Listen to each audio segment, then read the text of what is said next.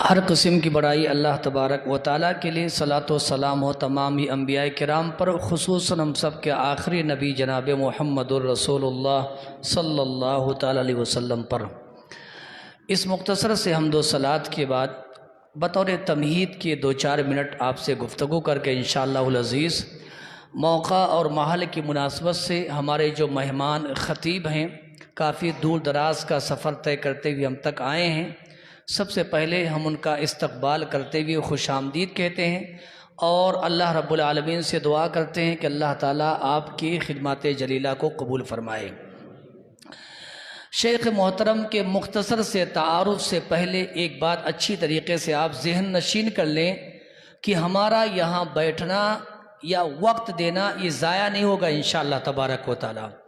اللہ سے دعا بھی کر لیں، اللہ تعالیٰ ہم سب کے مل بیٹھنے کو قبول فرمائے۔ تو آگے آئیے، مل کر کے بیٹھیے۔ چلیے، دوسری بات یہ ہے کہ آپ بارہا کئی مقام پر سنے ہیں اور آئندہ بھی سنتے رہیں گے انشاءاللہ تبارک و تعالیٰ کہ دینی مجالس میں شرکت کی کیا فضیلت ہوتی ہے اور کیا اہمیت ہوتی ہے، کس طریقے سے اللہ تبارک و تعالیٰ کی رحمتیں اور برکتیں نازل ہوتی ہیں۔ فرشتے اپنے پروں سے اس محفل کو گھیر لیتے ہیں۔ ہم یہاں بیٹھ کر کے اللہ تبارک و تعالیٰ کا ذکر کرتے، اللہ کا نام لیتے ہیں، اللہ تعالیٰ اس سے بہتر، اس سے بڑی مجلس میں اللہ تعالیٰ ہمارا نام لیتا ہے۔ تو واللہ بتاتا ہوں، آپ جتنے بھی ہیں مختصر ہیں، اللہ نے آپ کو چن لیا ہے اور یہ سعادت کا موقع اللہ تعالیٰ نے مجھے بھی اور آپ کو نصیب فرمایا ہے۔ یہ ہم اس پر اللہ کا شکر ادا کریں۔ صرف مال ملنا یہ نعمت نہیں ہے، دولت ملنا صرف یہ نعمت نہیں ہے، یا اسی طریقے سے کوئی اور چیز کا ملنا صرف وہ نعمت نہیں ہے، وہ بھی نعمت ہے، یہ بھی نعمت ہے اللہ کی، یہ بھی اللہ کی نعمت ہے۔ ہم اس کو معمولی سمجھ کر کے نظر انداز کر دیتے، جبکہ اللہ تعالیٰ یہ موقع اپنے صرف خوش نصیب بندوں کو نصیب فرماتا ہے۔ مشہور روایت ہے، پیارے نبی علیہ السلام نے فرمایا کہ دینی مجلس بارہا سنتے آئیں، سنیں گے انشاءاللہ، علماء کی زبانیں سنیں گے، یہ ان کی ذمہ داری کہ آپ کو قیامت تک بولتے رہیں گے انشاءاللہ تبارک و تعالیٰ۔ لوگ بیٹھے ہوئے ہیں، جنت کا ذکر ہو رہا ہے، جہنم کا ذکر ہو رہا ہے، دینی مجلس قائم ہے، کوئی ایک آدمی گزرتے گزرتے کھڑے ہو کر کے سننے لگا۔ آپ علیہ السلام نے فرمایا کہ اللہ تبارک و تعالیٰ کا رحم و کرم دیکھو کہ اللہ تعالیٰ نے ایسے شخص کو بھی سبحان اللہ معاف کر دیا۔ تو اللہ سے دعا کریں ہم جب یہاں سے اٹھیں ہماری بخشش کا اعلان ہو جائے انشاءاللہ تعالیٰ، ہماری مغفرت کا اعلان ہو جائے انشاءاللہ تبارک و تعالیٰ کہ اللہ نے ہمارے گناہوں کو، خطاؤں کو اللہ تعالیٰ نے معاف کر دیا۔ بہت بڑی سعادت کی بات ہے، مختصر سی ہی مجلس صحیح لیکن بڑی مفید باتیں ہوں گی انشاءاللہ تبارک و تعالیٰ۔ میں انہی بات پر مجلس کو آگے بڑھاتے ہوئے ہمارے سامنے جو ہمارے مہمان مقرر اور خطیب الحمدللہ، آپ جو ہے علمی حلقوں میں خاص طور پر آپ محتاج تعارف نہیں ہیں، یہ الگ مسئلہ ہے کہ عوام الناس میں گرچہ آپ کی شہرت کم ہو لیکن علمی حلقوں میں آپ کو اچھے طریقے سے لوگ جانتے ہیں اور پہچانتے ہیں اور آپ کے علمی دروس سے آپ فائدہ اٹھاتے ہیں۔ الحمدللہ آپ کئی کتابوں کے مترجم بھی ہیں اور الحمدللہ کئی کتابیں آپ نے لکھی بھی ہیں۔ دعا کرے اللہ تعالیٰ یہ آپ کے لیے صدقہ جاریہ فرمائے۔ شیخ ریاض الدین جمال الدین آپ کا پورا نام، والد محترم کے نام کے ساتھ ساتھ، اور آپ اتر پردیش کے ضلع سدھارتھ نگر سے آپ کا تعلق ہے۔ کافی سالوں سے آپ سعودی عرب کے جالیات میں مترجم کی حیثیت سے اور داعی اور مبلغ کی حیثیت سے آپ خدمت انجام دے رہے ہیں۔ اللہ سے دعا کر اللہ تعالیٰ آپ کی خدمات کو قبول فرمائے۔ یہاں کے جو امام و خطیب ہیں شیخ عبدالستار صاحب بدرجی کا آپ سب شکریہ ادا کریں کہ آپ نے ایک بڑے اور اس میدان دعوت کے ایک بڑے شہسوار کو آپ نے یہاں پر دعوت دی اور آپ نے بلایا ہے، ان کے ذریعے سے شیخ کا آج خطاب انشاءاللہ ہم سننے جا رہے ہیں۔ یہ ہمارے لیے سعادت کی بات ہے انشاءاللہ العزیز۔ تو شیخ عبدالستار بدرجی صاحب کا اور یہاں کی پوری انتظامیہ کمیٹی کا بھی ہم اور آپ شکریہ ادا کرتے ہیں کہ ایک بہترین مجلس آپ کے ذریعے سے رچائی جا رہی ہے، بسائی جا رہی ہے۔ اللہ سے دعا فرمائے، اللہ تعالیٰ قبول فرمائے۔ شیخ عبدالستار صاحب کچھ اور شیخ سعودی عرب کے کچھ کیا کہتے ہیں حالات، اگر آپ شیخ کے علمی خدمات، چونکہ آپ ساتھ میں رہے ہیں تو نہیں پھر بھی کچھ چلیے خیر الحمدللہ ہمارے علماء جو ہے اپنی تعریف سے جو بارہا منع کرتے ہیں، اور یہ ایک بڑے عالم کی ایک بڑی نشانی ہوتی ہے۔ شیخ بھی منع کر رہے ہیں، تو مختصر شیخ عبدالستار صاحب انشاءاللہ تعارف کرا دیں گے۔ ویسے ہمارا اپنا جو منہج ہے اور جس منہج کے ہم پیروکار ہیں، یہاں پر ہم غائبانہ دعا کرتے ہیں اور پیٹھ پیچھے دعا کرتے ہیں۔ اللہ تعالیٰ آپ کی خدمات کو قبول فرمائے۔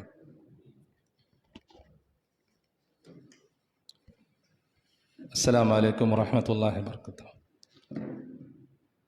شیخ کی تعریف کرنا مقصد نہیں ہے، بلکہ یہاں تک جب شیخ ہمارے درمیان میں موجود ہیں اور آپ نے اتنے دور کا سفر طے کر کے یہاں پر آئے ہوئے ہیں، تو لازم بات ہے کہ علماء کی قدر، علماء کا احترام اور علماء کی قربانیاں، یہ سب کچھ بیان کرنا بھی ہمارے لیے ضروری ہے۔ مقصد تعریف کرنا نہیں ہے، شیخ کی حوصلہ افزائی کرنا ہے، اور امت مسلمہ کے لوگ علماء کرام سے جڑے، ان کی علماء کرام کی اتنی خدمتیں ہیں، یہ مقصد ہے۔ ویسے میں سعودی عرب میں کافی سالوں سے شیخ کو جانتا ہوں۔ الحمدللہ جہاں میں رہتا تھا وہاں سے تقریباً 30 کلومیٹر کے فاصلے پر آپ جالیات میں اپنی خدمات انجام دے رہے ہیں۔ الحمدللہ میں نے دیکھا ہے، اور شیخ کے فیس بک اکاؤنٹس میں بھی جڑا ہوا ہوں۔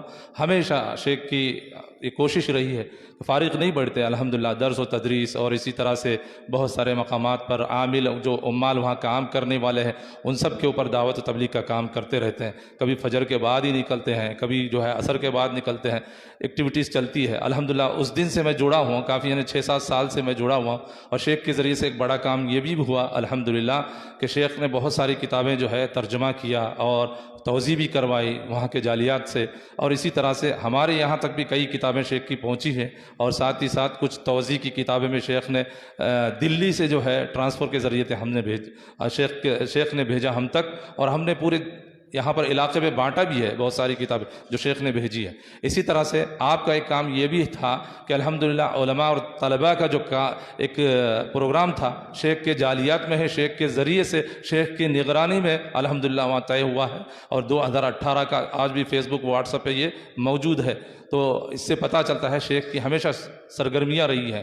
تو اسی مناسبت سے جب حیدرآباد تک پہنچے ہیں تو ہم نے سوچا کہ یہاں تک شیخ کو بلایا جائے اور شیخ کا ایک پروگرام رکھا جائے، تو الحمدللہ ہمارے درمیان میں موجود ہے۔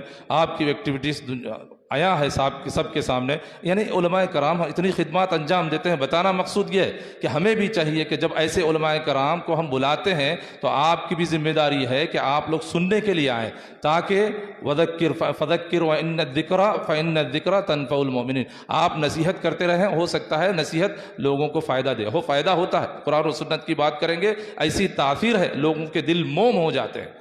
لہذا میں تمام مرد و خواتین سے گزارش کروں گا کہ شیخ کے بیان سے پہلے خاموشی سے بیٹھے رہیں، اپنے موبائل کو آف کریں، اور اسی طرح سے بار بار مجلس سے نہ اٹھیں، اس لیے کہ شیخ وقت جو ہے تقریباً 7:45 بجے تک دیا گیا ہے، غور سے سنیں گے۔ انشاءاللہ شیخ آپ کے سامنے حاضر ہوں گے اور چند ہی لمحات کے بعد اپنے موضوع کی وضاحت کریں گے۔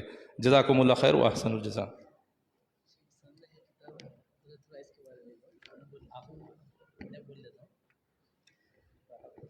مختصر تو یہ جو ہمارے سامنے کتاب ہے دروس یومیہ، یہ عربی زبان میں 11 جلدوں میں ہے الحمدللہ، اور اس سے میں اگر یہ کہوں غلط نہ ہوگا، شیخ نے جو اردو زبان میں اس کا ترجمہ کیا ہے، یہ اردو داں طبقہ کے لیے بڑا ہی مفید ہے، اور الحمدللہ اس کے اندر میں سمجھتا ہوں 150 اس کے اندر درس ہیں۔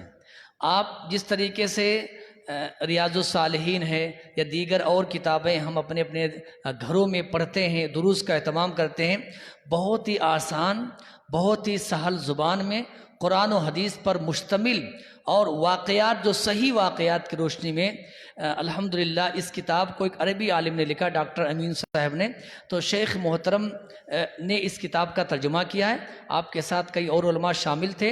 الحمدللہ بڑی یہ جامع ترین کتاب ہے، اس کی پہلی جلد کا کام ہوا ہے اور آئندہ بھی انشاءاللہ اس کی اور جو ہے کام چل رہا ہے، اللہ تعالیٰ قبول فرمائے۔ یہ کتاب آپ رکھیں اپنے گھروں میں انشاءاللہ، اور شیخ عبدالستار صاحب سے رابطہ قائم کیجئے، اگر آپ کو چاہیے اور چاہیے ہی انشاءاللہ تعالیٰ تو آپ لکھا دیجئے انشاءاللہ۔ شیخ محترم مختصر اس کی چھپائی پر جو خرچہ آیا ہے وہ خرچہ دے کر کے آپ کتاب لیں گے انشاءاللہ تعالیٰ۔ انشاءاللہ بڑی زبردست کتاب، واللہ بتاتا ہوں میں خود تقریباً اس سے شیخ 20 سے 25 درس اب تک دے چکا ہوں، حالانکہ عربی زبان میں تھی، لیکن جب اردو میں مل گیا تو اور تھوڑا آسان ہو گیا۔ تو تقریباً خود میں شام کے جو مغرب کے ہمارے دروس ہیں، ہمارے جو مغرب کے درس میں رہتے جانتے ہیں، تقریباً 20 سے 25 درس میں اس کتاب سے دے چکا ہوں، 150 ہیں ایسے عربی میں، اور 10 جلدیں اور ہیں، تو پہلی جلد پر کام ہوا ہے۔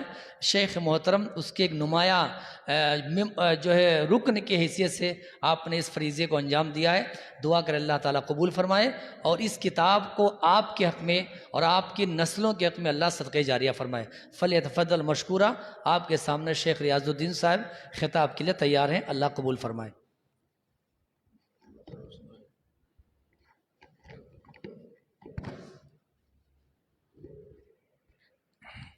السلام علیکم ورحمۃ اللہ وبرکاتہ۔ ان الحمد للہ نحمده ونستعینه ونستغفره ونؤمن به ونتوکل علیہ ونعوذ باللہ من شرور انفسنا ومن سیئات اعمالنا، من يهده اللہ فلا مضل له ومن يضلل فلا هادی له، واشهد ان لا الہ الا اللہ وحدہ لا شریک له، واشهد ان محمدا عبدہ ورسولہ، اما بعد، فإن خير الحديث كتاب الله وخير الهدي هدي محمد صلى الله عليه وسلم وشر الأمور محدثاتها وكل محدثة بدعة وكل بدعة ضلالة وكل ضلالة في النار۔ أعوذ بالله من الشيطان الرجيم، بسم الله الرحمن الرحيم۔ يا أيها الذين آمنوا اتقوا الله حق تقاته ولا تموتن إلا وأنتم مسلمون۔ یا ایھا الناس اتقوا ربکم الذی خلقکم من نفس واحدہ وخلق منها زوجها وبث منهما رجالا كثيرا ونساء واتقوا الله الذی تساءلون به والارحام ان اللہ كان علیکم رقیبا۔ یا ایھا الذین آمنوا اتقوا اللہ وقولوا قولا سدیدا یصلح لکم اعمالکم ویغفر لکم ذنوبکم ومن یطع اللہ ورسولہ فقد فاز فوزا عظیما۔ وقال اللہ تعالی وفی السماء رزقکم وما توعدون۔ اللہ رب العزت کی تعریف و توصیف کے بعد درود و سلام نازل ہوں محمد الرسول اللہ صلی اللہ علیہ وسلم پر، اور معزز علماء کرام، صدر جلسہ، معزز سامعین، عزیز بچوں اور میری پیاری مائیں اور بہنیں، یہ موقع واقعی بہت ہی اہم ہے، اور میں نے کبھی سوچا نہیں تھا کہ میں یہاں آؤں گا، یہ کبھی تصور میں بھی نہیں تھا۔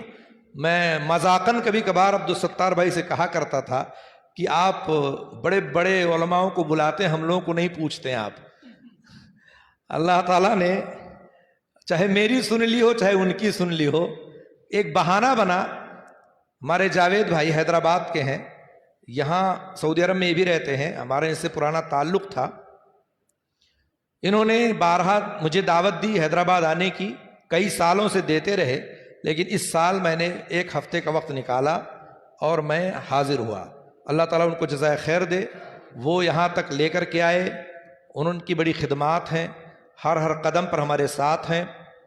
ان کے ذریعے سے بہت سارے لوگوں سے ملاقاتیں ہوئیں، بہت سارے لوگوں سے تعارف ہوا، اچھے اچھے لوگوں سے ملاقات ہوئی، کئی ایک پروگرام کروائے، اور ابھی سلسلہ جاری و ساری ہے۔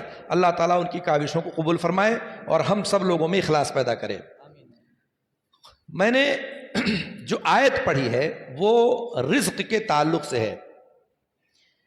دنیا میں ہر شخص کو روزی روٹی چاہیے، اس سے کوئی شخص اپنے آپ کو بری نہیں کر سکتا ہے۔ اگر اس کو ملے گا نہیں تو کھائے گا کیا؟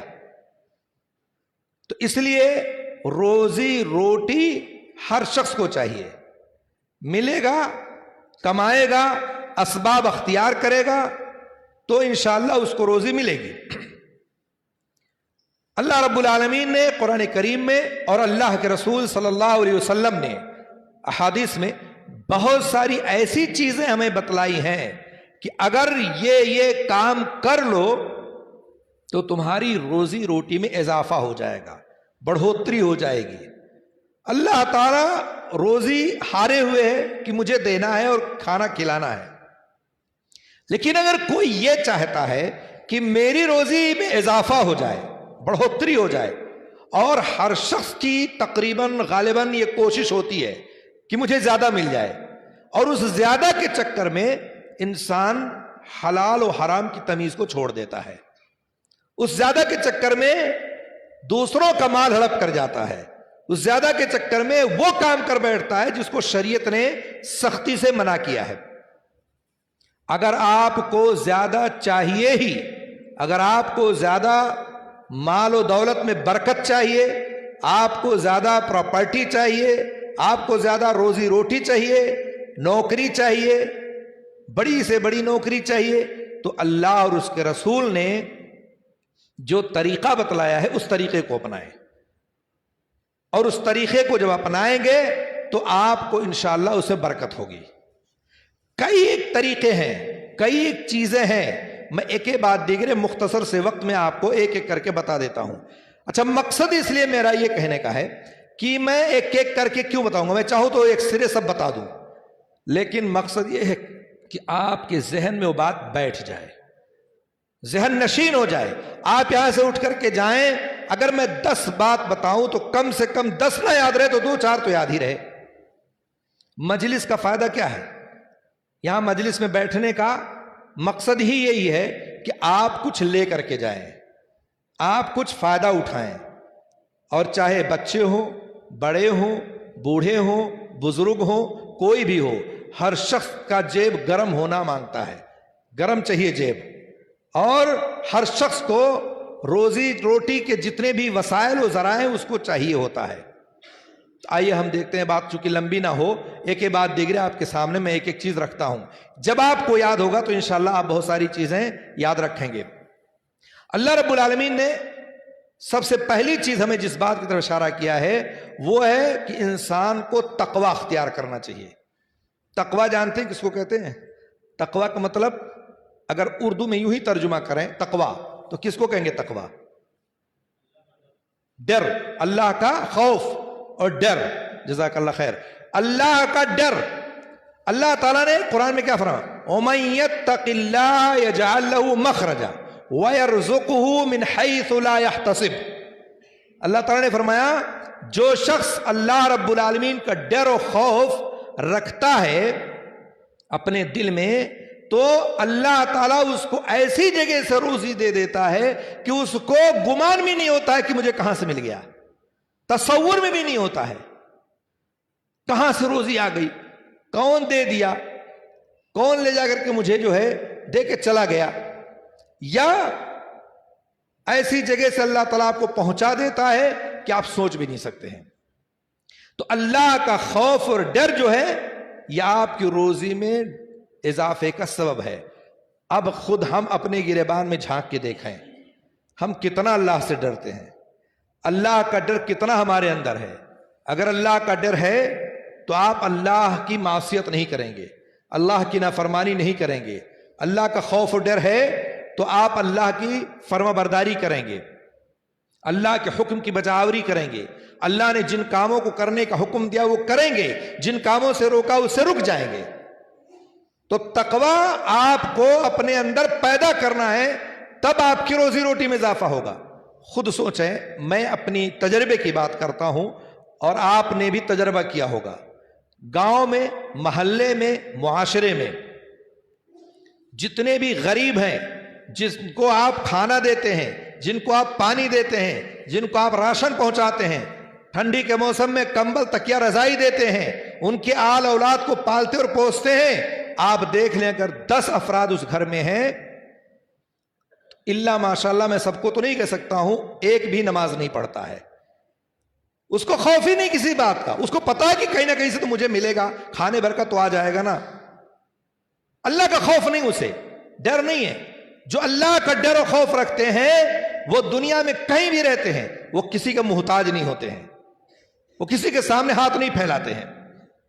اور اللہ رب العالمین ان کو ایسے دیتا ہے کہ وہ خود سوچ نہیں سکتے کہ کہاں سے مل گیا مجھے. اس لیے اللہ کا خوف و ڈر رکھیں دلوں میں, اور اللہ کا خوف و ڈر رکھیں گے تو اللہ رب العالمین آپ کو روزی دے گا. اس لیے کہا وَتَزَوَّدُوا خَيْرَ زَادِ التَّقْوَى, کہا اللہ تعالیٰ نے وَتَزَوَّدُوا فَإِنَّ خَيْرَ زَادِ التَّقْوَى, تقوی اختیار کرو. چاہتے ہو کہ بہترین توشہ ملے, چاہتے ہو بہترین روزی ملے, تو آپ کو تقوی اختیار کرنا پڑے گا, اللہ سے ڈرنا پڑے گا.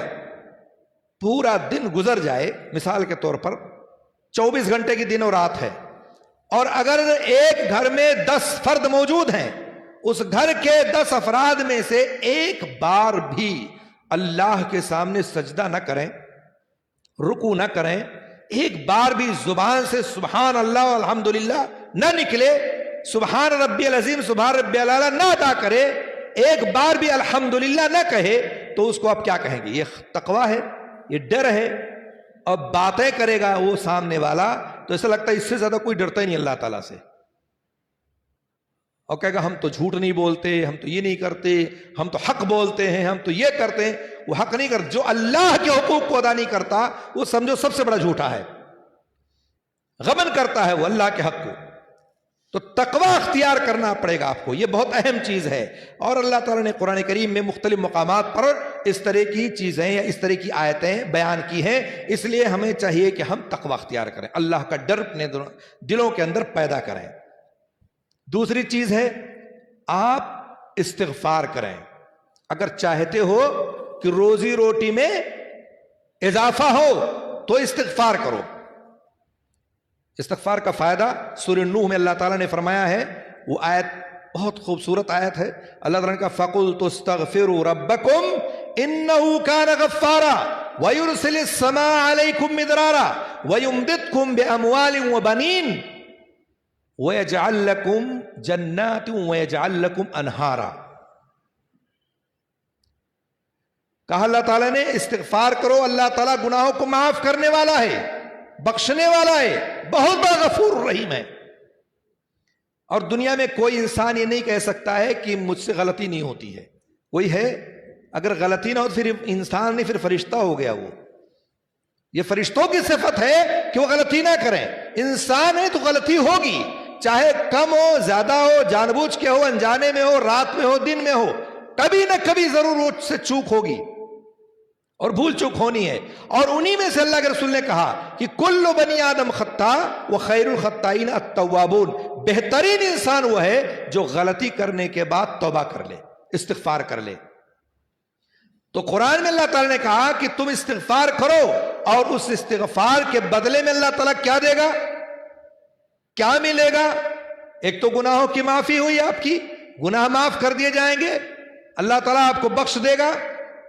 اور دوسرا کہا اللہ تعالیٰ نے وَيُرْسِلِ السَّمَاءِ عَلَيْكُمْ مِدْرَارًا, کہا کہ آسمان سے موسلا دھار بارش اللہ تعالیٰ نازل فرما دے گا. اگر بارش نہ ہو تو یہ زمین جو خشک پڑی رہتی ہے یہ کچھ اگا سکتی ہے؟ چاہے جتنا ٹیوب ویل کا پانی مار لو, لگا دو, چاہے جتنی نہریں کھدوا لو, چاہے جتنے نل لگوا دو, کنویں لگوا دو, اگر بارش کا پانی نہ ہو تو آپ وہ پیداوار نہیں کر سکتے جو بارش کے پانی سے ہو سکتا ہے. آپ کے جانور بھوکے مر سکتے ہیں, پیاسے مر سکتے ہیں. اللہ نے کہا استغفار کے بدلے میں تمہارے اوپر موسلادھار بارش ہوگی, اور اسی کے وجہ سے تمہاری روزی میں اضافہ ہوگا. جس سال قحط سالی پڑ جاتی ہے اس سال پیداوار کا معاملہ دیکھ لیں آپ, جہاں 5 کوئنٹل ہونا ہوتا وہاں 1 کوئنٹل ہوتا ہے. تو انسان کو چاہیے کہ استغفار کرے. اس کے بعد دوسرا فائدہ کہا اللہ تعالیٰ نے کہ وَيُمْدِدْكُمْ بِأَمْوَالٍ, تمہاری مال میں اضافہ کر دے گا اللہ تعالیٰ. وبنین، تمہاری اولاد میں بھی اضافہ کر دے گا. تو اگر مال میں اضافہ چاہتے ہو، مال میں بڑھوتری چاہتے ہو تو، یا اولاد چاہتے ہو تو استغفار کرو. کتنے لوگ شادی شدہ ہیں، بیچاروں کو اولاد نہیں ہوتی ہے، شکایت کرتے ہیں. بہت ساری خواتین ہماری ہیں جو شکایت کرتی ہیں، یا ان کو احساس کمتری کی شکار ہو جاتی ہیں. 2 سال 4 سال ہو گئے شادی ہوئے اور بچے نہیں ہوتے ہیں، اور اسی کی وجہ سے وہ شرک کیا کاموں میں پڑ جاتی ہیں، تعویذ گنڈے لینا شروع کر دیتی ہیں، بابا مزاروں کے یہاں جانے لگتی ہیں. اسی وجہ سے وہ اللہ کے اوپر جو توکل و بھروسہ ہوتا ہے ان کا ختم ہو جاتا ہے. اگر کسی عورت کو یا کسی شخص کے ہاں اولاد پیدا نہیں ہو رہی ہے تو اسے چاہے کہ استغفار کثرت سے کرے.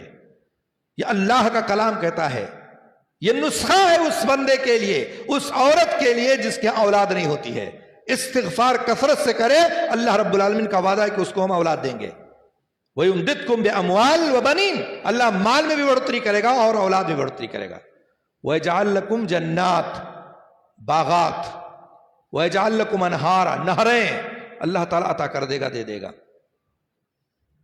کتنا بڑا فائدہ ہے. امام حسن بصری رحمہ اللہ کے پاس ایک شخص آیا اور اس نے کیا کہا تھا، کہا کہ قحط سالی پڑ رہی ہے، ذرا آپ کوئی دعا بتلا دیجئے جس سے کم قحط سالی ختم ہو جائے. تو کہا جاؤ استغفار کرو.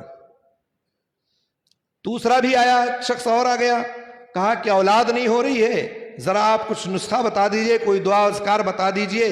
جیسے آپ لوگ آتے رہتے ہیں نا عبدالستار بھائی کے پاس، مول صاحب بتا دیجئے کچھ. تو انہوں نے کہا جاؤ استغفار کرو. امام حسن بصری نے کیا جواب دیا؟ جاؤ استغفار کرو. ایک اور آیا اور وہ کہنے لگا کہ ہمارے پاس بارش نہیں ہو رہی ہے تو آپ دعا کر دیجئے یا دعا دے دیجئے یا اس طرح سے کوئی چیز بتلا دیجئے. کہا کہ جاؤ استغفار کرو. گویا کہ جو بھی آیا سب کو ایک ہی نسخہ، ایک ہی ٹیبلٹ تھما دیا، سب کو دے دیا، جاؤ پیراسیٹامال کھاؤ، جاؤ پیناڈول کھاؤ، سب کو دے دیا. ایک آدمی انہی میں سے شیخ عبید اللہ جیسے بیٹھے ہوئے تھے، کہا کہ شیخ آپ نے سب کو ایک ہی ٹیبلٹ دے دیا. ارے وہ بیمار ہے، قحط سالی کا شکار ہے، اولاد نہیں ہو رہی ہے، بارش نہیں ہو رہی ہے، سب کو ایک ہی ٹیبلٹ. امام حسن بصری رحمہ اللہ نے فرمایا دیکھو میں نے نہیں دیا ہے، یہ اللہ رب العالمین کا فرمان ہے. قرآن میں یہ اللہ کا فرمان ہے کہ جاؤ استغفار کرو، تمہیں سب کچھ مل جائے گا. اور اسی آیت کو پڑھ کر کے سنایا، فَقُلْتُ اسْتَغْفِرُوا رَبَّكُمْ إِنَّهُ كَانَ غَفَّارًا وَيُرْسِلِ السَّمَاءَ عَلَيْكُمْ مِدْرَارًا إِلَىٰ آخِرِهِ. تو یہ استغفار کو کم مت سمجھو، آپ کو چاہیے کہ استغفار کیا کرو، یہ بہت اہم چیز ہے. ایک دوسری روایت میں آتا ہے نا کہ من لزم الاستغفار، جو شخص استغفار کو لازم پکڑتا ہے، استغفار کو لازم پکڑتا ہے تو اللہ تعالیٰ اس کو ایسی جگہ سے روزی دے دیتا ہے کہ اس کو وہم و گمان بھی نہیں ہوتا ہے کہاں سے مل گیا. استغفار کا مطلب کیا ہے؟ استغفر اللہ واتوب الیہ، سید الاستغفار ہے. سید الاستغفار یاد ہے کسی کو؟ اتنے لوگ بیٹھے ہیں، ایک آدمی کو یاد ہے، اور کسی کو یاد ہے؟ سید الاستغفار. سید الاستغفار تھوڑی سی بڑی ضرور ہے، تھوڑی سی مشکل ضرور ہے، لیکن یاد کر لو، اس کا بہت بڑا فائدہ ہے. میں فائدہ بتاتے چلتا ہوں. اس کا فائدہ یہ ہے، اللہ کے رسول صلی اللہ علیہ وسلم نے فرمایا ہے اگر صبح کے وقت کوئی کامل یقین کے ساتھ اس کو پڑھ لیتا ہے تو شام تک ہوتے ہوتے اگر اس کی وفات ہو جاتی ہے تو اس کا بدلہ جنت ہے. شام کو پڑھ لیتا ہے اور صبح ہوتے ہوتے اگر اس کی وفات ہو جاتی تو اس کے جنت میں داخل ہوگا وہ شخص. تو ایک دعا پڑھنے سے اگر جنت مل رہی ہے آپ کو تو کیوں نہیں یاد کر لیتے ہیں؟ کیلنڈروں میں، جنتریوں میں، گوگل پر، موبائل پر، ہر جگہ موجود ہے، اس کو یاد کر لو. بہت بڑی دعا نہیں ہے کہ آپ نہیں یاد کر سکتے ہو، ایک دن میں نہیں 10 دن میں یاد کرو، لیکن پڑھو اور یاد کر لو. تو استغفار کی جو کلمات ہیں اس کو یاد رکھو، چلتے پھرتے اٹھتے بیٹھتے استغفر اللہ استغفر اللہ استغفر اللہ کہتے رہو، کیا حرج ہے؟ میں ہمیشہ کہتا ہوں کہ یہ ایسی چیز ہے جس میں نہ آپ کو وضو بنانا ہے، جس میں نہ آپ کو مسجد کی ضرورت ہے، جس میں نہ آپ کو محفل و مجلس کی ضرورت ہے، جس میں نہ آپ کو کسی اور چیز کی ضرورت ہے. کہیں بھی بیٹھو اٹھو अस्तगफिरुल्लाह कहते रहो, अस्तगफिरुल्लाह कहते रहो। कोई आपको रोकने वाला नहीं, टोकने वाला नहीं। आपको और आपके रब का मामला है बस। आप ड्यूटी पे भी हैं तो ड्यूटी पे अगर आप 2 रकात नमाज पढ़ने जाएंगे तो आपका मुदीर, आपका कफील, आपका जिम्मेदार, आपका फोरमैन नहीं पढ़ने देगा कि ड्यूटी पे नमाज पढ़ने नहीं पढ़ने देगा आपको। लेकिन अगर आप मशीन पे खड़े हैं, ड्यूटी पर हैं और अस्तगफिरुल्लाह अस्तगफिरुल्लाह अस्तगफिरुल्लाह कहते रहे, जुबान से हिलाते रहे, सुभान अल्लाह, अल्हम्दुलिल्लाह, अल्लाहु अकबर, ला इलाहा इल्लल्लाह, आपका कुछ बिगाड़ सकता है? कुछ नहीं बिगाड़ सकता है। आपको वजू बनाने भी नहीं जाना कि वजू बना के आऊंगा तब अस्तगफिरुल्लाह पढ़ूंगा। इतना आसान, इतना आसान। दिन में आप कई बार पढ़ सकते हैं। अल्लाह के रसूल सल्लल्लाहु अलैहि वसल्लम का मामूल था, एक मजलिस में आप बैठते बैठते 70 बार 100 बार पढ़ लिया करते थे। हम अपने गिरेबान में जाके कि हम कितनी बार पढ़ते हैं। कभी एहसाइया करें अपने 24 घंटे का। जब बिस्तर पर जाओ तो सोचो, गौर करो, फिक्र करो कि आज 24 घंटे में हमने क्या किया है। 5 वक्त नमाजें पढ़ी हैं, अज़कार पढ़े हैं, इस्तिग़फ़ार किया है, या किसी को गाली दी है, गुलूज दी है, गीबत की है, चुगलखोरी की है, मारा है, पीटा है। कभी 24 घंटे में जब बिस्तर पे पहुंचो तो पूरे दिन का हिसाब लगाओ। और कामयाब शख्स वही है जो अपने आप का मुहासबा करे, जो अपने आप का हिसाब रखे। अगर मुहासबा नहीं करोगे तो कभी कामयाब नहीं हो सकते हो, न दुनिया में और न आखिरत में। इसलिए मुहासबा करना जरूरी है। तो इस्तिग़फ़ार किया करो। ये नुस्खा मैं आपको दे के जा रहा हूं, ये नुस्खा जहन में बैठा लो, कहीं भी रहो इस्तिग़फ़ार करते रहो। और इसके आगे अगर आप बढ़ते हैं हम तीसरी बात की तरफ, तो दुआ है। दुआ भी रोजी रोटी का जरिया है। आप तसव्वुर करें कि कितने लोगों को हमने देखा है परेशान हैं, रोजी रोटी के लिए तंग हैं, खाने के वादे पड़े हैं, बच्चे परेशान हैं, लेकिन कभी उस बंदे का हाथ नहीं उठता है कि अल्लाह के सामने कह दे, ऐ अल्लाह हमारी रोजी में बरकत दे दे, ऐ अल्लाह हमारे मसाइल को हल कर दे। और कैसे कहेगा जब वो मस्जिद में नहीं आता? कैसे कहेगा? वो तो अपने आप में तसव्वुर ही नहीं करता है कि रब के सामने हाथ फैलाना है। कह सकता ना अल्लाहुम्मा रज़ुक़नी, अल्लाह हमारे रोजी में बरकत दे दे, अल्लाह हमें रोजी दे। दोनों सजदों के बीच में एक दुआ पढ़ते हैं, जानते हैं कौन सी दुआ है वो? अल्लाहुम्मा ग़फ़िरली वरहमनी वहदेनी वआफ़िनी वरज़ुक़नी। इतनी जामे दुआ है कि नमाज में भी आप अल्लाह से कहते हैं, अल्लाह हमारे गुनाहों को माफ कर दे, हम पर रहम फरमा दे और हमारे गुनाहों को बख्श दे, हमें हिदायत दे दे और हमारी रोजी में बरकत दे दे, हमें रोजी अता कर दे। छोटे छोटे बच्चे हैं, ये दुआएं याद रखते हैं, उनको चाहिए कि पढ़ा करो ये दुआएं दोनों सजदों के बीच में। तो दुआ करो, दुआ की वजह से अल्लाह ताला आपको रोजी देगा। यकीनन आप मेहनत करेंगे, मशक्कत करेंगे, असबाब अख्तियार करेंगे तो आपको रोजी मिलती है। और ये हर इंसान के लिए जरूरी है कि असबाब अख्तियार करे। असबाब अख्तियार करने के कई तरीके हैं। मुलाजमत करे, नौकरी चाकरी करे, खेती खलिहान में जाए और खेत बोए और जोते, सऊदी अरब, कुवैत, कतर कमाने चला जाए, इमामत खिताबत करे, कोई भी काम करेगा तभी मिलेगी। लेकिन बरकत कब आएगी? आपके मसाइल कब हल होंगे? मसाइल तब हल होंगे जब आप इन तमाम असबाब को अख्तियार करेंगे। अच्छा, बरकत से हमारे बात याद आई, बहुत सारे भाई ये समझते हैं कि 1000 मेरे पास है तो 2000 हो जाए, ये बरकत है। 1000 आपके पास है मिसाल के तौर पर आपकी जेब में, तो आप दुआ करें अल्लाह इसको 2000 बना दे, हो जाएगा? हुआ कभी किसी का? बरकत का क्या मतलब है? बरकत का मतलब यह है कि अल्लाह रब्बुल आलमीन आपके तमाम मसाइल को, तमाम कामों को, तमाम जरूरियात को उन्हीं 1000 में समेट दे। यह बरकत है। आप किसी के मोहताज ना बने, मोहताज ना रहें। और जब आपके तमाम काम उसमें सिमट गए, जो आपको तनख्वाह मिलती है, जो आपको वजीफा मिलता है, तो जाहिर सी बात है जब सब कुछ अल्लाह ने समेट दिया तो गोया कि आप बड़े खुशहाल हैं, गोया कि आपके पास सब कुछ है। यह असल बरकत है। 1000 का 2000 नहीं होगा।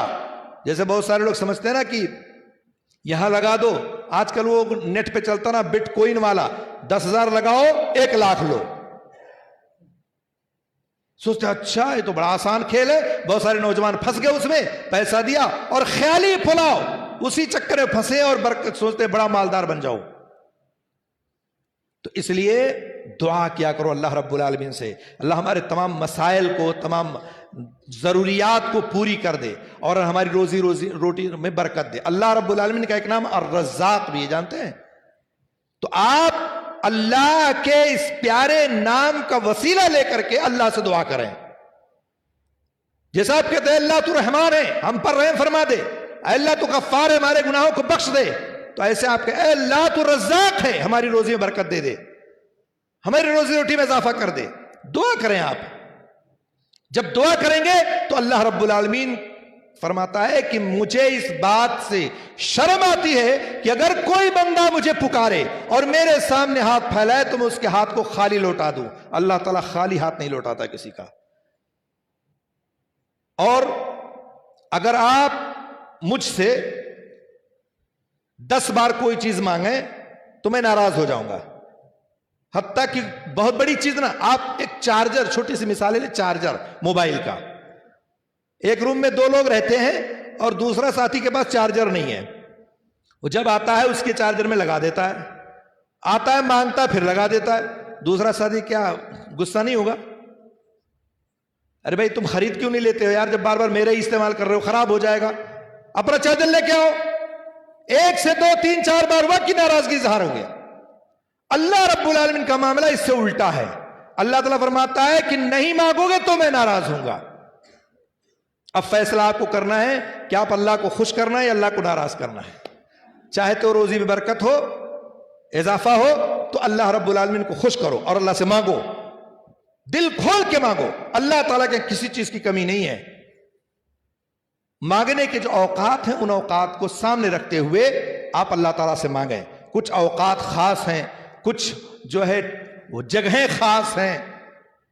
میں جیسے مثال کے طور پر اذان اور اقامت کے درمیان مانگیں آپ، فرض نماز کے بعد مانگیں آپ، بارش کا نزول ہو رہا ہے تب مانگیں آپ، رات کی تنہائی میں اٹھ کر کے تہائی رات کی حصہ ہو، اللہ تعالیٰ آسمانی دنیا پر ہوتا اس وقت مانگیں آپ. آپ جگہوں پہ جائیں، خانہ کعبہ جاتے ہیں لوگ، طواف کرتے ہیں، سعی کرتے ہیں، اس وقت مانگتے ہیں، مقام ملتزم کو پکڑ کے مانگتے ہیں. تو جو اللہ نے موقع میسر کیا اس موقع کا فائدہ اٹھائیں اور اللہ رب العالمین سے مانگیں. تب اللہ آپ سے خوش ہوگا اور اللہ تعالیٰ خوش ہوگا تو آپ کی جھولی کو، آپ کے دامن کو بھر دے گا. دنیا میں کوئی اور دینے والا نہیں ہے، جان لیجئے گا، کوئی دینے والا نہیں ہے، چاہے کتنا بڑا کوئی بن جائے. انسان ہی اگر بہت بڑا کوئی مالدار ہو تو آپ کو کتنی بار دے گا؟ 1 بار دے گا، 2 بار دے گا، بار بار نہیں دے گا. لیکن اللہ رب العالمین بار بار دے گا، جب مانگو گے تب دے گا. تو اس لیے ہمیں چاہیے کہ ہم اللہ رب العالمین کے سامنے ہاتھ پھیلائیں اور دعائیں کریں تاکہ اللہ ہماری روزی روٹی میں برکت دے. اور اس میں بھی جو ہے خلوص ہونا چاہیے، ریاکاری نہیں ہونا چاہیے، دکھلاوا نہیں ہونا چاہیے. ہاتھ اٹھا کے زور زور سے مانگنا شروع کر دیں. خاموشی سے اپنے رب کے درمیان سرگوشی کریں اور اپنے مسائل کو، اپنی ضروریات کو، اپنے معاملات کو اللہ کے سامنے رکھیں اور اللہ تعالیٰ سے دعا کریں. اللہ تعالیٰ سننے والا ہے اور دینے والا ہے. تو اس لیے دعا کرنا سیکھیں، اور دعا جب کریں گے تو آپ کو فائدہ پہنچے گا انشاءاللہ، اس کا آپ کو بدلہ ملے گا. اسی طرح سے تسبیح وغیرہ پڑھا کریں. تسبیح جانتے ہیں کس کو کہتے ہیں؟ وہ جو تسبیح لے کے گھماتے ہیں، وہ کون سی تسبیح ہے نا؟ تسبیح گھماتے ہیں نا لوگ، لے کر کے کھیلتے ہیں. تسبیح کا مطلب کیا ہے؟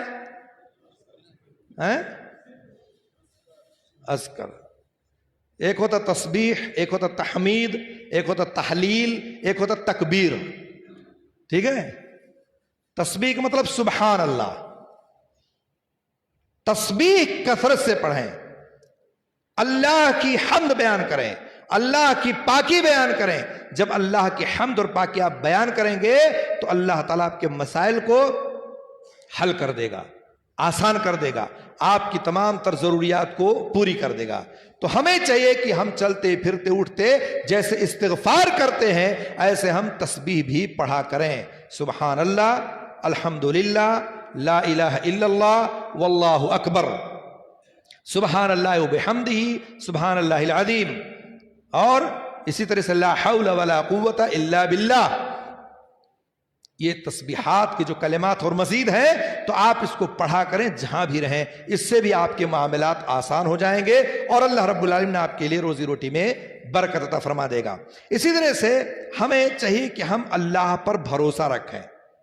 یہ بڑی چیز ہے، جان لیجئے گا۔ بھروسہ ایک ایسی چیز ہے جو بہت کم لوگوں کو ہوتا ہے، اور بھروسہ جب اپنے اوپر پڑتا ہے تب سمجھ میں آتا ہے کہ بھروسہ کیا چیز ہے۔ بھروسہ کی مثال اللہ کے رسول صلی اللہ علیہ وسلم، قرآن کی وہ آیت ہے نا، وَمَن يَتَوَكَّلْ عَلَى اللَّهِ فَهُوَ حَسْبُهُ، جو اللہ رب العالمین پر بھروسہ کرتا ہے اللہ اس کے لیے کافی ہوتا ہے۔ اگر آپ کا یقین کامل ہے کہ اللہ ہی دینے والا ہے، اللہ ہی برکت دینے والا ہے، کوئی اور ذات نہیں ہے، تو یقین مانیے کہ اللہ ہی آپ کو دیتا بھی ہے، اس پر یقین کامل ہونا چاہیے، بھروسہ ہونا چاہیے آپ کو۔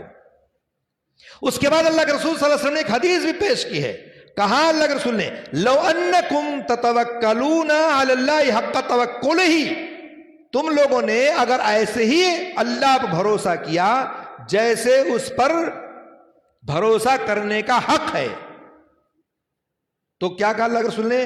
کہا کہ لرزقکم کما یرزق الطیر تغدو خماسا وتروح بطانا۔ اللہ کے رسول نے مثال دی کہ تمہیں اللہ تعالیٰ ایسے ہی روزی دے گا جیسے ایک پرندے کو روزی دیتا ہے، صبح خالی پیٹ جاتا ہے اور شام کو بھر پیٹ واپس آتا ہے۔ اس کا کتنا مضبوط توکل ہے اس پرندے کا۔ جو چڑیے اڑتے ہیں پرندے، ان کے پاس کوئی ہے کہ سال بھر کی چیز لے اکٹھا کر دے لے جا کر کے؟ ہمارے پاس تو اللہ تعالیٰ نے اتنا دیا کہ پورے سال کا راشن اٹھا کر رکھ دیتے ہیں، یہ دھان ہے، یہ چاول ہے، یہ گیہوں ہے، یہ دال ہے، یہ چینی ہے، یہ ہے فلاں فلاں، ایک دن کا نہیں، 10 دن کا، 15 دن کا، ایک ہفتے کا، ایک مہینے کا، سال کا۔ چلے ٹھیک ہے، ذرائع ہیں آپ کے پاس، رکھ رہے ہیں، اس میں کوئی عیب کی بات نہیں ہے، لیکن پرندے کی دیکھیں اللہ تعالیٰ نے مثال دی، اللہ کے رسول صلی اللہ علیہ وسلم نے۔ اس لیے ایسے ہی ہمیں اللہ پر بھروسہ کرنا چاہیے، بھروسہ ٹوٹنا نہیں چاہیے۔ انسان اگر انسان کا بھروسہ ٹوٹ جاتا ہے یا توڑ دیتا ہے تو جانتے ہیں آپ کی کسی ایک بات پر یقین نہیں رکھتا وہ، ارے تمہارے پر کون بھروسہ کرے، تم دوگلے ہو، آج کچھ کہتے ہو کل کچھ کہہ دیتے ہو۔ انسان کا بھروسہ توڑ دیتا ہے تو نہیں مانتا ہے وہ، اور اگر آپ اپنے رب کا بھروسہ توڑ دے تو آپ کو دے گا۔ اس لیے بھروسہ نہیں ٹوٹنا چاہیے، آپ کو اللہ رب العالمین کے اوپر مکمل یقین کامل اعتماد ہونا چاہیے کہ روزی دینے والا تو صرف وہی ہے اور کوئی ذات نہیں ہے۔ اب اگر کوئی شخص ادھر ادھر الٹی سیدھی حرکتیں کرے، ادھر ادھر منہ مارے، ادھر ادھر چوری کرے، چکاری کرے، جوا کھیلے، سود کھیلے، سودی کاروبار کرے، اور اس میں یہ ساری چیزیں شامل کر لے اور اللہ پہ بھروسہ چھوڑ کر کے اور اس کا بھروسہ ان چیزوں پر ہو جائے جو الٹی سیدھی حرکتیں ہیں، تو پھر اللہ تعالیٰ روزی روٹی میں برکت نہیں دے سکتا ہے۔ مال ظاہری طور پر بڑھ سکتا ہے، بلڈنگ بن سکتی ہے آپ کے پاس کھیت کھلیان ہو سکتا ہے، آپ کے پاس گاڑی موٹر ٹریکٹر ٹرالی ہو سکتا ہے، لیکن آپ نے غلط طریقے سے اگر اس کو کمایا ہے تو یہ جان لیجئے کہ اس میں برکت کبھی نہیں ہو سکتی ہے۔ اللہ پر یقین کامل رکھیں، روزی دینے والا وہی ذات ہے اور کوئی نہیں ہے۔ تو غلط طریقہ، غلط راستہ اپنائیں کبھی نہ اپنائیں روزی روٹی میں اضافے کے لیے، ورنہ وہ چیز ختم ہو جائے گی، جو برکت ہے وہ نہیں ملے گی آپ کو۔ تو یہ توکل بہت اہم اور بہت ضروری ہے۔ اور اس کے ساتھ ساتھ ایک بہت اہم چیز ہے، اسی میں آتا ہے کہ آپ جو ہے چاشت کی نماز پڑھیں، اسی میں آتا ہے کہ آپ قرآن کریم کو یاد کریں، یہ بھی روزی روٹی کے حفاظت کا سبب ہے۔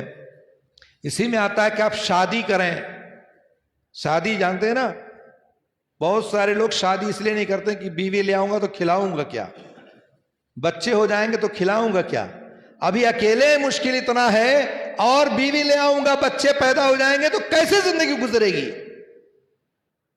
تو اچھا یہ بتائے کہ وہ آئے گی تو آپ کے حصے کا کھائے گی، وہ لے کر کے آئے گی اپنے حصے کا روزی، اللہ تعالیٰ اسے دے گا اور کھائے گی، وہ واقعہ آپ نے سنا ہوگا شاید شیخ سے کہ ایک صحابی آئے اللہ کے رسول کے پاس اور کہا کہ اللہ رسول بڑی غریبی ہے، کیا کروں، کچھ آپ حل بتائیں، راستہ بتائیں۔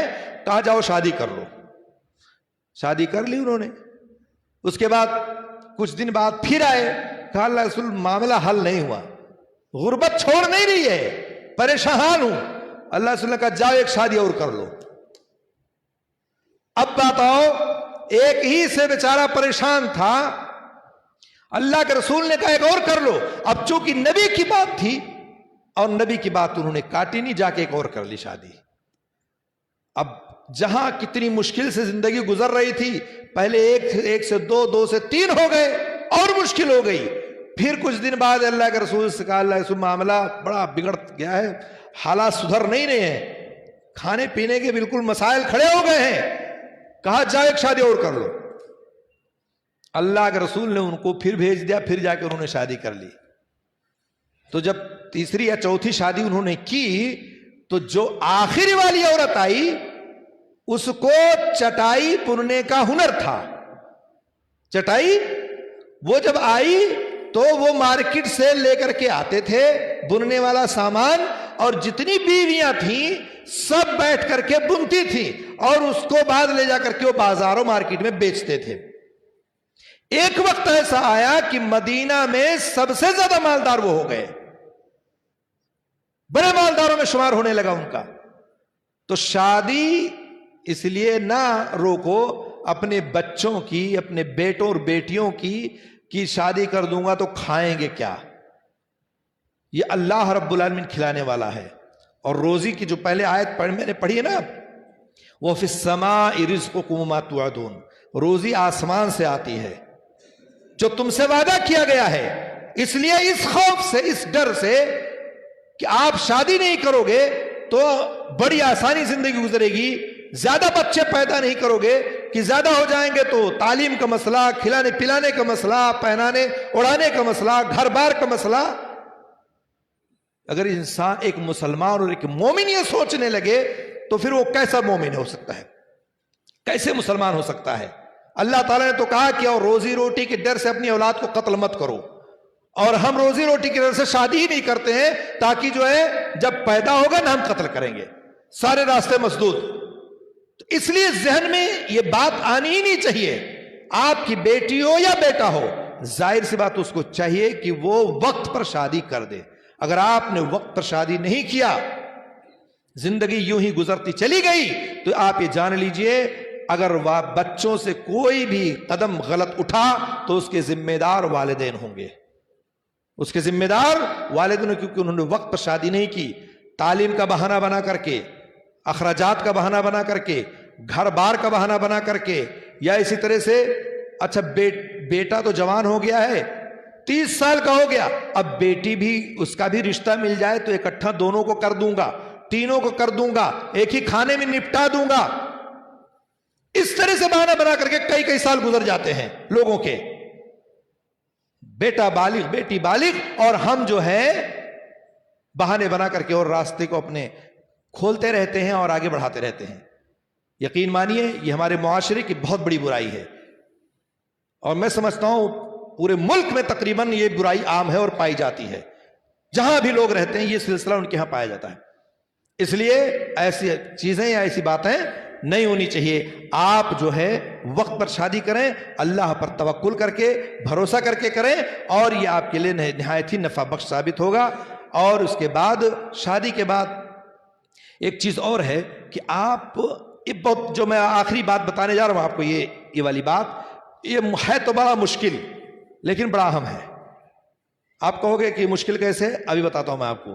بڑا مشکل کام ہے یہ ہے صلہ رحمی۔ کیا ہے؟ صلہ رحمی ہے۔ صلہ رحمی کس کو کہتے ہیں؟ آپ اپنے والدین کے ساتھ صلہ رحمی کریں، اپنے بھائیوں کے ساتھ صلہ رحمی کریں، اپنے عزیزوں کے ساتھ صلہ رحمی کریں، اپنی بیوی کے ساتھ صلہ رحمی کریں، اپنے بچوں کے ساتھ صلہ رحمی کریں، اپنے عزیز و اقارب و رشتہ داروں کے ساتھ صلہ رحمی کریں۔ لیکن یہ بڑا نازک معاملہ ہے۔ ایک بیٹا اپنے باپ سے بولتا نہیں ہے، کچھ خواتین اپنے شوہر کو ہمیشہ ناراض کر کے رکھتی ہیں. شوہر بیوی سے نہیں بولتا, کئی سال گزر گئے, بھائی بہن سے نہیں بولتا ہے, نہ شادی نہ بیاہ نہ آنا نہ جانا نہ کھانا نہ پانی, کچھ نہیں. بہن و بہنوئی اس سے دور.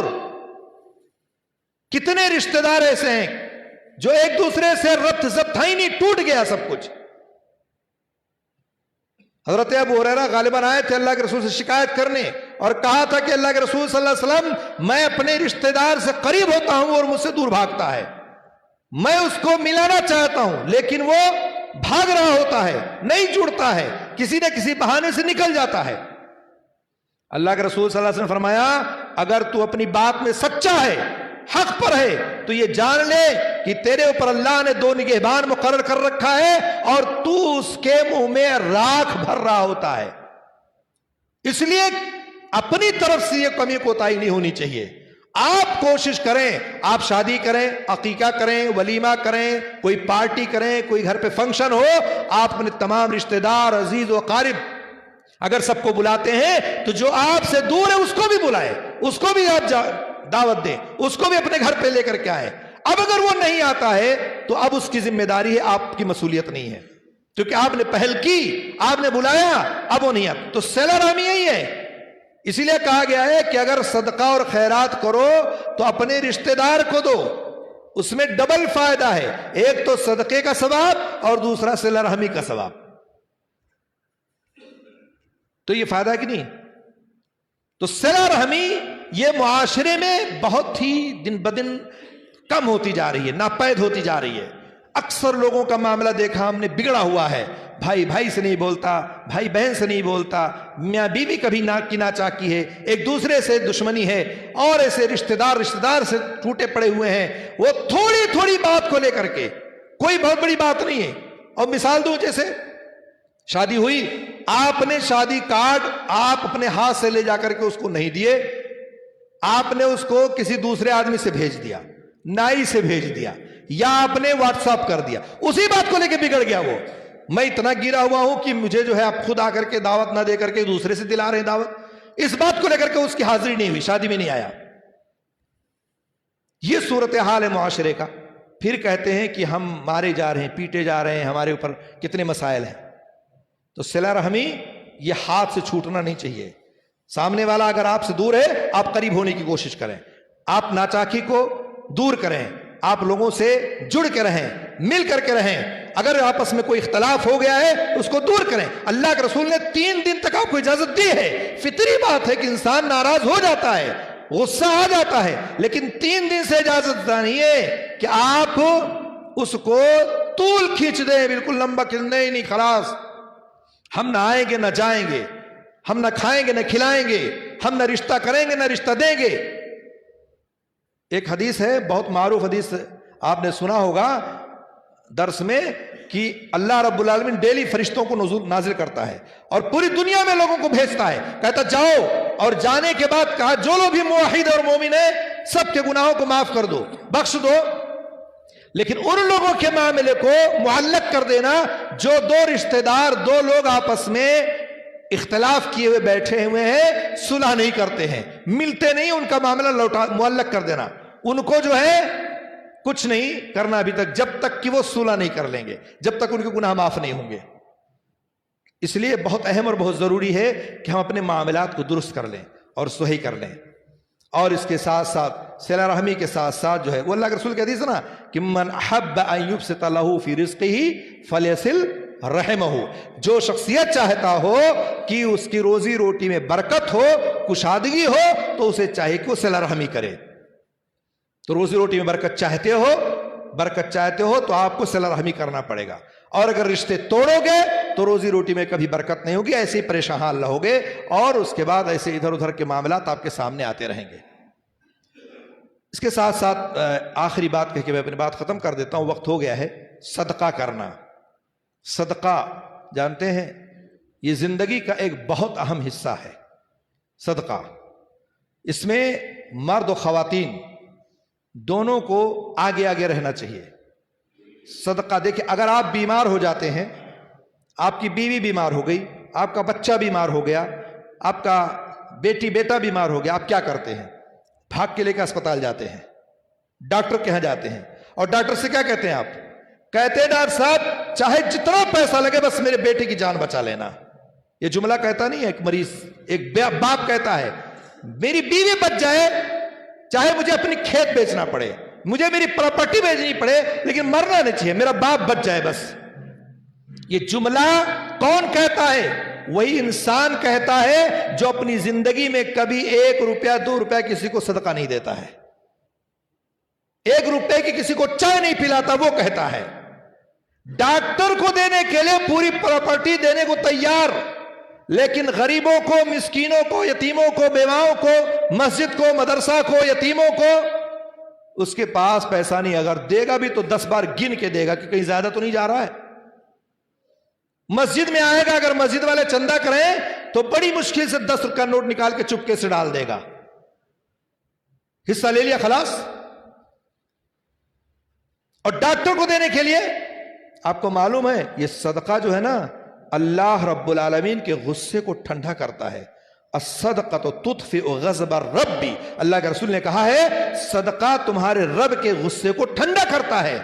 تمہارا رب ناراض ہو گیا ہے، اس لیے تم اتنی بڑی مصیبت میں پھنسے ہو، اس لیے تم ایکسیڈنٹ تمہارا ہو گیا، تمہاری بیوی بچے بیمار ہو گئے، اپنے رب کو تم نے خوش نہیں رکھا ہے، رب کی ناراضگی کے سبب تمہارے ساتھ یہ معاملہ پیش آیا ہے۔ تو اللہ کے غصے کو ٹھنڈا کرو، اپنے دولت سے، اپنے پیسے سے، اپنی پراپرٹی سے، اللہ تعالیٰ آپ کے اس صدقے سے بڑی بڑی مصیبتوں اور پریشانیوں کو ٹال دے گا جس کو آپ سوچ نہیں سکتے ہیں۔ ایک انسان کی صحت کا راز کیا ہے؟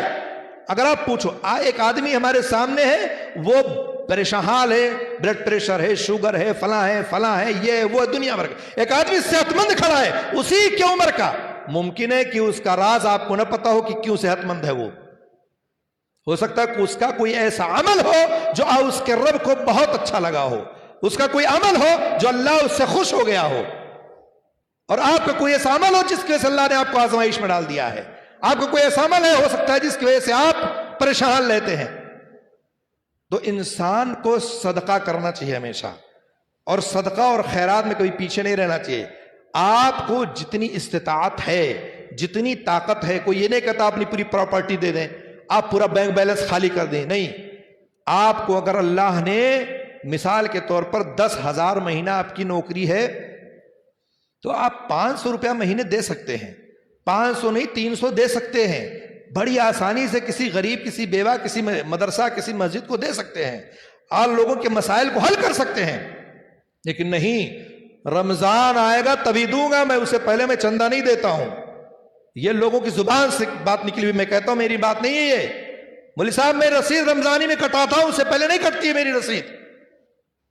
ویسے وہ چاہے جتنا صرف کرے، کھانے پہ، شادی پر، بیاہ پر، نہ جانے کتنے پیسے، شادیاں لوگ کرتے ہیں کئی لاکھ روپے لگا دیتے ہیں، ڈاکٹروں کو کئی لاکھ دے دیتے ہیں، بیٹا بیٹی کی شادی اگر منگنی ہوتی ہے اس میں لاکھوں خرچ کر دیتے ہیں، اور جہاں اللہ کے راستے میں دینے کی باری آتی ہے وہاں جان نکلتی ہے۔